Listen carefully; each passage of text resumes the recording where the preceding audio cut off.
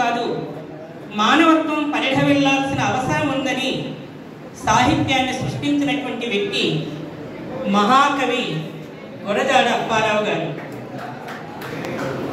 మీరు ఒక్కసారి మేడం చెప్పినప్పుడు ఒక మాట అన్నారు, మీరు కాస్త జాగ్రత్తగా గమనించుంటే మీకు ఆ భావన అర్థమై ఉండేది. ఇప్పుడు ఆయన వారసులు అమెరికాలో ఉంటున్నారు అని మేడం అన్నారు.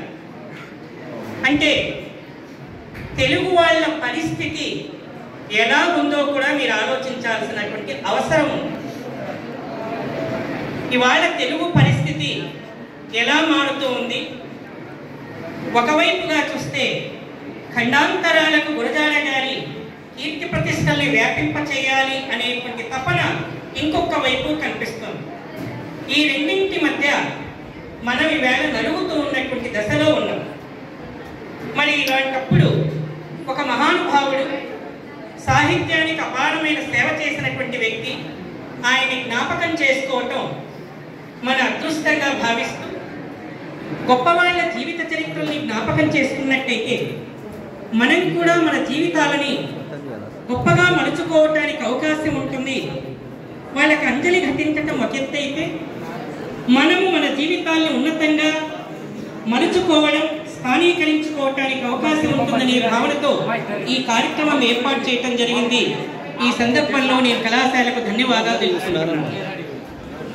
ఇక టాపిక్లోకి వచ్చినట్టయితే, గురజాడ అప్పారావు గారు అచ్చమైన మహాకవి. అక్షరాల ఆయన ద్రష్ట స్రష్ట.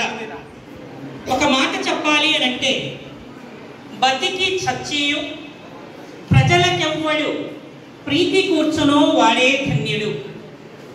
ఎవరైతే బ్రతికి చచ్చిపోయి పోయాక కూడా ప్రజలకు ఎవరైతే మేలు చేకూరుస్తూ ఉంటాడో అట్లాంటి వాడి బతుకు చాలా ధన్యమైంది అని అన్నారు.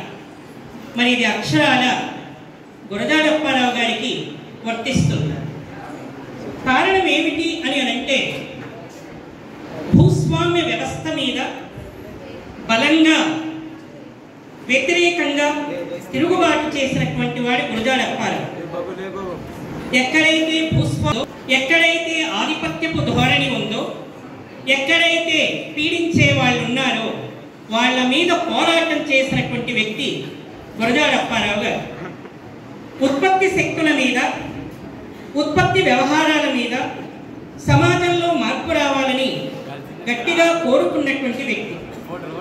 అంతేకాదు, గేదకళ్ళ చూపులతో చాలా జాగ్రత్తగా పరిశీలించి సమాజం మార్పు రావాలని ఆకాంక్షించిన వాడు. అందువల్లనే గురజాడ గారి రచనల్లో సామాజిక ప్రగతిశీల సంస్కరణవాదం కనిపిస్తుంది. కేవలం సంస్కరణ కాదు, కేవలం మార్పు రావాలని కోరుకోవటం కాదు, మొత్తం సమాజంలో ప్రగతిశీలం కూడా ఉండాలి, అభివృద్ధి కూడా ఉండాలి. అభివృద్ధి లేనటువంటి బతుకు కాదు, మరి అభివృద్ధి కలిగినటువంటి జీవితం కూడా ఉంటూ సంస్కరణవాదం రావాలని కోరుకున్నాడు. మరి ఆ దశలో మనం కాస్త గమనించినట్టయితే, ఆయన గురజాడ అప్పారావు గారు సంస్కరణవాద కవి, తర్వాత నాటక రచయిత, తెలుగు సాహిత్యాన్ని బాగా అభివృద్ధి చేసినటువంటి గొప్ప వాళ్ళల్లో బలమైనటువంటి గొంతుగా ఇతను. మీకు అంతకుముందే ఒక మాట అన్నాను, తెలుగు సాహిత్యంలో కులము మతము లేకుండా ఎక్కడ కూడా కనిపించేది కాదు. అన్ని చోట్ల కుల మతాలు ఉన్నాయి. సాహిత్యంలో ఆ రోజుల్లో భయంకరంగా ప్రతిఫలించింది. అలాంటి దశలో మానవుడికి పట్టం కట్టినటువంటి వాడు గురజాడ. ఆయన మాటల్లోనే ఒక మాట చూద్దాం. మనిషి చేసిన రాయిరప్పకు మహిమ గలదని సాకి మొక్కుచు, మనుషులంటే రాయిరప్పల కన్నా అన్నిష్టం గాను చూస్తా వేల వేల. మనిషి చేసిన రాయిరప్పకు మహిమ గలదని సాగి మొక్కుచు, మనుషులంటే రాయిరప్పల కన్నా కనిష్టం గాను చూస్తా వేల వేల. దేవుడెక్కడో దాగినంటూ కొండ కోణల వెతకలాడే వేళ, కన్ను తెరిచిన కానబడడే మనిషి మాత్రుడి ఎంత ఎరిగి కోరిన కడిగి ఈడో ముక్తి. దేవుడు అనేటువంటి వాడు ఎక్కడున్నాడో ఎలా ఉంటాడో మనకు తెలియదు. ఆ దేవుడు ఎక్కడ ఉంటాడంటే మనుషుల్లోనే ఉంటాడు.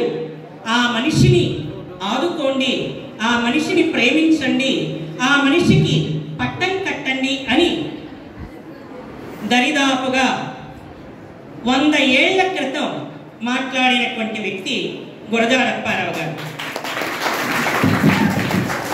మనిషి అస్తిత్వం, మనిషి కోసం తప్పించినటువంటి విధానం గురజాడలో కనిపిస్తుంది. అంతేకాదు ఈయన ఇంకొక మాట కూడా అంటాడు, మంచి చెడ్డలు మనుజులందరూ ఎంచి చూడగ 2 కులములు, మనిషి అన్నది మాల అయితే మాలనే అగుదను. ఈ మాట చెప్పాలి అని అంటే గుండె ధైర్యం ఉండాలి. ఈవేళ సమాజంలో మన భారతదేశంలో 6578 కులాలు ఉన్నాయి. ఇవాళ ఈ కులాల కుంపటిలాటలో మనం బతుకుతున్నాం. నిరంతరం సంఘర్షణ ఉంటుంది, నిరంతరం భయభ్రాంతులు ఉంటున్నాయి. ఎప్పుడు ఎలా ఉంటుందో తెలియదు. మరి అలాంటి సందర్భంలో కులాన్ని పక్కన పెట్టి ఒకవేళ కులమే ఉంటే ఎవరైతే బాధలో ఉంటాడో ఆ బాధ నేనవుతాను అని అనటానికి గుండె ధైర్యం కావాలి. మానవుల మధ్య ప్రేమ, మానవత్వం పునాదులుగా ఉండాలని